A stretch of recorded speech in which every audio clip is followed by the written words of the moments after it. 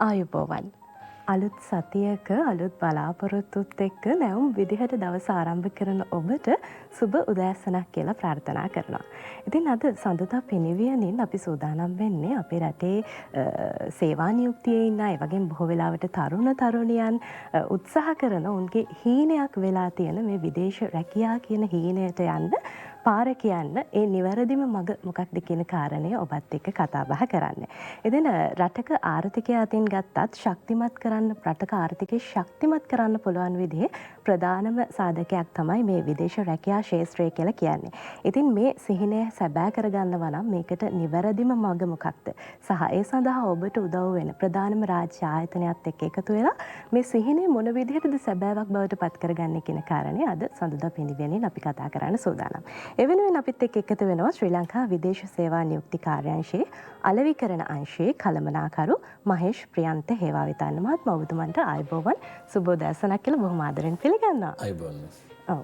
ඉතින් මේ මහේෂ් මහත්මයා දැන් අපි විදේශ සේවා නියුක්ති කාර්යාංශය ගැන කතා කරද්දී මේ වෙනකොට අපේ රටේ ගොඩාක් දෙනෙක් මේ විදේශගත වෙන්න සිහින දකිනවා. ඒකත් එක්ක මේ සඳහා උනන්දුවක් තියෙන සහ මේ සඳහා කැප වෙලා වැඩ කරන අයට මොනවද සාමාන්‍යයෙන් මේ විදේශ සේවා නියුක්ති කාර්යාංශය හරහා සලසා දීලා තියෙන අවස්ථායි වගේම මේ විශේෂයෙන්ම අලෙවිකරණ අංශයෙන් මොන වගේ වපසරියක්ද මොන වගේ වටපිටාවක්ද හැදිලා තියෙන්නේ විදේශගත වෙන්න උනන්දුවෙන් ඉන්න උත්සාහ කරන කෙනෙකුට ඒක සඳහා යොමු වෙන්න. ඔව් විදේශගත වෙන්න බලාපොරොත්තු වෙලා ඉන්න කණ්ඩායමට අලෙවිකරණ අංශය මගින් සල්සන සේවය තමයි විදේශ රැකියා ප්‍රවර්ධන අවස්ථාවන් ඉස්මතු කරලා දීම. අපි මේක දිස්ත්‍රික් මට්ටමින් පළාත් මට්ටමින් ජාතික මට්ටමින් සහ ජාත්‍යන්තර මට්ටමින් මේ විදේශ රැකියා ප්‍රවර්ධන කටයුතු සිද්ධ කරනවා. මේ වෙනකොට අපි පහුගිය මාස දෙක තුනේ දකුණු පළාතට සබර්ගම් පළාතට බස්නාහිර පළාතට ඒ දැනුවත් රැකියා ප්‍රවර්ධන වැඩසටහන් පවත්වලා තියෙනවා. තව ඉදිරියට මේ මාසේ ලබන මාසේ 22 වෙනිදා පොළොන්නරුව දිස්ත්‍රික්කය කේන්ද්‍ර කරගනිමින් ජාතික මට්ටමේ රැකියා ප්‍රවර්ධන වැඩසටහන සූදානම් කරලා තියෙනවා. ඒ වගේම ඊළඟ මාස සැප්තැම්බර් මාසේ 4 වෙනිදා නැගෙනහිර පළාත නියෝජනය කරමින් කාත්තන්කුඩි ප්‍රදේශයේ අපි රැකියා ප්‍රවර්ධන වැඩසටහන දැනටමත් ලෑස්ති කරලා ඉවරයි. ඔව්. එතකොට දැන් මේ විදේශ සේවා නියුක්ති කාර්යාංශය අලෙවිකරණ අංශයෙන් මේ තරුණ තරුණියන්ගේ අපේ රටේ විදේශගත වෙන්න බලාපොරොත්තුවෙන් ඉන්න බොහෝ දෙනාගේ ඒ සිහිනය සැබෑ කරන්න අවශ්‍ය කරන විදිහේ ප්‍රවර්ධන වැඩසටහන් සංවිධානය වෙනවා. එතකොට අපිව බලන් ඉන්න කෙනෙක් හිතන්න පුළුවන් මේ වැඩසටහන් වලට මොන විදිහටද සම්බන්ධ වෙන්නේ මේවා හා එකතු වෙන්නේ මොන විදිහටද කියලා අපි ඒකත් මතක් කරමු. ඔව්. ඇත්තටම මේ දිස්ත්‍රික්කයක් පළාතක් කේන්ද්‍ර කරගැනීමෙන් මේ වැඩසටහන පැවැත්වුවාට ලංකාවේ ඉන්න ඕනෙම කෙනෙක්ට මේ වැඩසටහනට සහභාගී වෙන්න පුළුවන්. අපි දැනුවත් කිරීම වැඩසටහන පවත්වනවා. අපි ඒ අයට අපේ ඉන්න පළාත් මට්ටමින් ප්‍රාදේශීය මට්ටමින් ප්‍රාදේශීය ලේකම් කාර්යාලවල සංවර්ධන නිලධාරී මහත්මීන් විදේශ රැකියා ක්ෂේත්‍රයට දාලා ඒගොල්ලෝ මාර්ගයෙන් ගම් මට්ටමට ගිහිල්ලා දැනුවත් කිරීම කරනවා. ඒ වගේම ග්‍රාම නිලධාරී වසම්වලට ගිහිල්ලා දැනුවත් කිරීම කරනවා. කරලා මේ වැඩසටහනට මේ ප්‍රවර්ධන වැඩසටහන් විදේශ රැකියා ප්‍රවර්ධන වැඩසටහන් වලට අපි ඒ අය මහ ජනතාව කැඳවනවා. මෙතෙන්දී අපි ලංකාවේ අපි තෝරා ගැනීමේ ක්‍රමවේදයක් අනුව වැඩිම විදේශගත කිරීම කරවපු අනික ගොඩාක් දුරට අපි ගෘහස්ථිත විදේශ රැකියා අවස්ථාවලට වඩා බලාපොරොත්තු වෙන්නේ පිරිමි අය වැඩිපුර විදේශගත කරවන්න. ඉතින් ඒවට ඒ රැකියා ඇනයුම් තියෙන ඒජන්සි ආයතන අපේ කාර්යාංශය ලියාපදිංචි වගකිව යුතු විශ්වාසනීය රැකියා නියෝජිත ආයතනත් අපි 30ක් 35ක් අරගෙන යනවා ඒ වගේ වැඩසටහන් ප්‍රවර්ධන වැඩසටහනකට. ඉතින් ඕනි කෙනෙක්ට සහභාගී වෙන්න පුළුවන් මේ වැඩසටහනට. ඇවිල්ලා විදේශ රැකියාවකට යන්නේ කොහොමද දැනගන්න. ඒ කටයුත්ත සිද්ධ කරන්නේ කොහොමද? Tamanට ඕනි කරන සුදුසුකම් මොනවද? ඒ සුදුසුකම් සුසුකම ලගා කරගන්නේ කොහොමද? යන්න සල්ලි නැත්තම් සල්ලි හොයාගන්නේ කොහොමද? බැංකු ණයක් ගන්නේ කොහොමද? එතනට එදා රාජ්‍ය බැංකු ආයතනත් කැඳවනවා. එතකොට ඒජන්සි ආයතන බැංකු වලට අමතරව ආධුනිකත්ව මණ්ඩලය, හෝටල් පාසල වගේ ආයතනත් කැඳවනවා ඒ පුහුණු වීම අවශ්‍ය කරන අයට ලබා ගන්න. ඒ හැමදේම මෙතන සිද්ධ වෙනවා. විදේශිකයෙක් අපේක්ෂිත අයගේ සුදුසුකම් සපුරා ගන්නත් මෙතන ඒ කටයුතු කරන්න පුළුවන් විදේශිකයා ප්‍රවර්ධන වැඩසටහන්. අපි ඒක ඔක්කොම ලෑස්ති කරනවා. එතකොට දැන් මේ සාමාන්‍යයෙන් කෙනෙක් විදේශගත වෙන්න සූදානම් වෙද්දී රැකියාවකට විදේශගත වෙන්න උත්සාහ කරද්දී ගොඩක් වෙලාවට මොනවද Tamanට තියෙන්න ඕනේ අවම සුදුසුකම් කියන කාරණේ ගැන ගොඩාක් වද වෙනවා. සාමාන්‍යයෙන් දැන් විදේශගත වෙන කෙනෙක් ඒ සඳහා සූදානම් වෙද්දී අවම සුදුසුකම් විදිහට විදේශ සේවා නියුක්ති කාර්යාංශයෙන් මොන වගේ දේවල්ද බලාපොරොත්තු වෙන්නේ? මෙහෙමයි. ඒක රටින් රටට වෙනස් වෙනවා. සාමාන්‍යයෙන් සාමාන්‍ය පෙළ අධ්‍යාපනය බලාපොරොත්තු වෙන අවස්ථා තියෙනවා. එතකොට ජපානය වගේ රටක් ගමු. එතකොට ජපන් භාෂාව පිළිබඳ දැනුමක් තියෙන්න ඕනේ. ඒ වගේම දැන් ජපානය වගේ රටකට ගන්න රැකියා ක්ෂේත්‍ර තියෙනවා. සාත්තු සේවක, මොටර රථ කාර්මික ක්ෂේත්‍රය ඒ වගේ. ඒතර ඒ පිළිබඳව දැනුමකුත් මෙයාට තියෙන්න ඕනේ. දැන් වෙන රටකට ගියත් මැද පෙරදිග රටකට ගියත් ඒ රටක අපි කියමු ගොඩනැගිලි ඉදිකිරීම් ක්ෂේත්‍රයේ රැකියාවක් කියලා. ඒතකොට ඒ දැනුම තියෙන්න ඕනේ.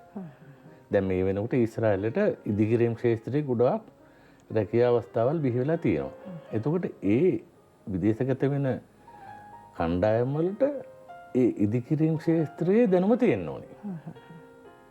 ඒකත් එක්ක සමහර විට සහතික පත්‍ර පාඨමාලාවක් හෝ මොකක් හරි පාඨමාලාවක් මගින් මේ බව තහවුරු කරන්නත් අවශ්‍යයි නේද? සහතික පත්‍ර පාඨමාලාවක් මගින් සහතික කරන්න වටත් වඩා ඒගොල්ලන්ගේ ප්‍රායෝගිකව ඒගොල්ලන්ට පුළුවන්ද කියලා ඊශ්‍රායල් නියෝජිතයන් ඇවිල්ලා ඒගොල්ලෝ නිරීක්ෂණය කරනවා. ඒ වගේ තැනකින් සමත් වුණාම අපිට හැකියාව තියෙනවා මේ ඒ කටයුත්තත් එක්ක එකතු වෙන්න නේද? ඒත් එක්කම දැන් මම ඔබතුමාගෙන් දැනගන්න කැමතියි සාමාන්‍යයෙන් මේ විදේශගත වෙනවා කියන කාරණය ඇතුලේ ගොඩාක් වෙලාවට අපේ තරුණ තරුණියන්ට වෙන ගැටලුවක් තමයි මේ වංචනික පුද්ගලයන්ට හසුවීම. ඒකත් එක්ක මේ සමහර වෙලාවට විවිධ වංචනික පුද්ගලයන්ට මුදල් ලබා දීලා මේ වගේ ගැටලු වලට අපේ තරුණ තරුණියන් මුහුණ දෙනවා. ඔබතුමාට මොකක්ද ඒ ගැන කියන්න තියෙන්නේ? මෙහෙමයි. ඇත්තටම එහෙම වංචනික පුද්ගලයෙක්ට මුදල් දීලා තියෙනවා නම් අපේ විදේශ සේවා නියුක්ති කාර්යාංශයේ විමර්ශනාංශයට පැමිණිල්ලක් යොමු කරලා ඒ මුදල් අය කරගන්න කටයුතු කරන්න පුළුවන්. නමුත් අපි ඔය මහජනතාවට කියන්න ඕනේ විදේශගත වෙන අපේක්ෂාවෙන් ඉන්න අයට කියන්න ඕනේ ඔයාට පුළුවන් www.slbfe කියන වෙබ් එක ඔස්සේ අපේ විදේශ සේවා නියුක්ති කාර්යාංශයේ නිල වෙබ් පිටුවට ගිහිල්ලා පරීක්ෂා කරන්න පුළුවන් මේ ඒජන්සි ආයතනයේ ලියාපදිංචි ආයතනයද නැද්ද කියලා. නැත්නම් 1989 හොට්ලයින් එකක් තියෙනවා. අපේ පැය 24 පුරාම විවෘතව තියෙනවා. ඒකට කතා කරලා අහන්නත් පුළුවන් මේ ඒජන්සිය ලියාපදිංචි ඒජන්සියද කියලා. ඒ විදිහට වංචනික පුද්ගලයන්ට අසු වෙන්නේ නැතුව බොහොම සුරක්ෂිතව ඔබේ විදේශගත වීමේ සිහිනය සැබෑ කරගන්න ඕන ඔබට අවස්ථාව තියෙනවා. ඒත් එක්ක මම තව දෙයක් ඔබතුමන්ගෙන් දැනගන්න කැමතියි. දැන් මේ කාලේ තියෙන ආර්ථික තත්ත්වය මේ හැමදේමත් එක්ක ලංකාවේ අපේ විදේශගත වෙන්න බලාපොරොත්තුෙන් ඉන්න අයට තියෙන රැකියා අවස්ථා මොන වගේද? ඔව්. ඇත්තටම හැම රැකියා අවස්ථාවකම වගේ තියෙනවා. මේ වෙනකොට ඉදිකිරීම් ක්ෂේත්‍රය වගේ හෝටල් සංචාරක ක්ෂේත්‍රය සාත්තු සේවක ක්ෂේත්‍රය වාහන අලුත් වැඩියා කිරීමේ ක්ෂේත්‍රය ඒ පින්තාරු කිරීම ඒ සියලුම දේවල් ඒවට හොඳ ඉල්ලුමක් තියෙනවා. ඔන්නේ සඳහා කැමති කෙනෙක් ඉන්නවා නම් ඔබට පුළුවන් විදේශ සේවා නියුක්ති කාර්යාංශයත් එක්ක සම්බන්ධ වෙලා මොන විදිහටද සුරක්ෂිතව ඔබේ විදේශ සිහිනය සැබෑ කරගන්නේ කියන කාරණාව සපතයක් කරගන්න. ඒ සඳහා එකතු වෙන්න විදේශ සේවා නියුක්ති කාර්යාංශයේ අපි සඳහන් කරා ප්‍රවර්ධන වැඩසටහන් ගණනාවක් ඔබ වෙනුවෙන් සූදානම් කරලා තියෙනවා. ඒ හරහා ඔබට පුළුවන් ලබා ගන්න සහ නිවැරදිව කොහොමද ඔබේ මේ සිහිනය කරා ගමන් කරන්නේ කියන කාරණය පිළිබඳව දැනගන්න. ඒ වගේම මේ රටේ ආර්ථිකය ගත්තත් අපි දන්නවා ගොඩක් වෙලාවට රටේ ආර්ථිකයට ලොකු ශක්තියක් වෙනවා මේ විදේශ ශ්‍රමිකයින් කියන එක. ඒ ගැනත් අපි මතක් කරමු නේද? ඔව්. ඇත්තටම රටේ ආර්ථිකයේ ඉහළම ලොකුම විදේශ විනිමය ප්‍රේෂණ ලැබෙන්නේ විදේශගත අපේ ශ්‍රමික සහෝදර සහෝදරියන්ගේ. එතකොට අපේ දැනුවත් කිරීමේ වැඩසටහන් වලදී අපි විදේශරකය ප්‍රවර්ධන වැඩසටහන් වලදී මේ විදේශගත අපේ සහෝදර සහෝදරියෝ හම්බ කරන මුදල් හරි මාර්ගයෙන් ලංකාවට ගෙන්න ගන්නේ කොහොමද කියන එකත් ඒ එන බැංකු ආයතන රාජ්‍ය බැංකු ආයතන තමයි අපි ගෙන්නන්නේ. ඒ අයට කියලා දෙනවා. ඇත්තරම ඒක ඉතාම වැදගත් නේ. ඒගොල්ලන් දුක් මහන්සිලා හම්බ කරන මුදල නිවැරදිව හරියාකාරයෙන් රටට ලැබෙන එක. නීති විරෝධී ක්‍රම වලින් ගෙන්නන්නේ නැතුව. ඉතින් ඒ පිළිබඳ පවා අපි ඒගොල්ලෝ දැනුවත් කරනවා. අනික පළවෙනි වතාවට විදේශගත වන පුද්ගලයෙක් යන්නේ මේ පුද්ගලයා විදේශගත රැකියාවකට යන්න ඉස්සෙල්ලා අපි එයාලට පුහුණුවක් ලබා දෙනවා. පිරිමේ කෙනෙකුට දින දෙකක පුහුණුවක් ලබා දෙනවා. එතෙන්දී අපි කියනවා එයා එහි ජීවත් වෙන්න ඕනි කොහොමද? එයා එහි මුදල් හම්බ කරලා ලංකාවට එවන්නේ කොහොමද? ඒ සම්පූර්ණ දැනුවත් වීමක් යටතේ තමයි එයා විදේශගත වෙන්නේ. අනික එයාගේ සේවා ගිවිසුමේ අඩංගු යුතු කරුණු ඒ කරුණු අවලට එයා අස්සනත් තිබ්බම සේවා ගිවිසීමේ වටිනාකම එයාට අපි කියලා දෙනවා. ඒකත් එක්ක තමයි එයාගේ ඒ අවුරුදු දෙකක කාල සීමාව කොන්ත්‍රාත් කාල සීමාව සමහරට අවුරුදු දෙක හෝ තුන වෙන්න පුළුවන්. ඒ කොන්ත්‍රාත් කාල සීමාව සම්පූර්ණ වෙනකන් එයාගේ ආරක්ෂාවේ සුරක්ෂිතභාවය තියෙන්නේ ඒ සේවා ගිවිසීමේ. අපි ඒවට පැහැදිලි කරලා දෙනවා. එතකොට එයාලගේ වටිනාකම රටේ ආර්ථිකය ඉහළ නංවන්න ලොකු ඉහළ වටිනාකමක් අපිට එයාලගෙන් ලැබෙනවා.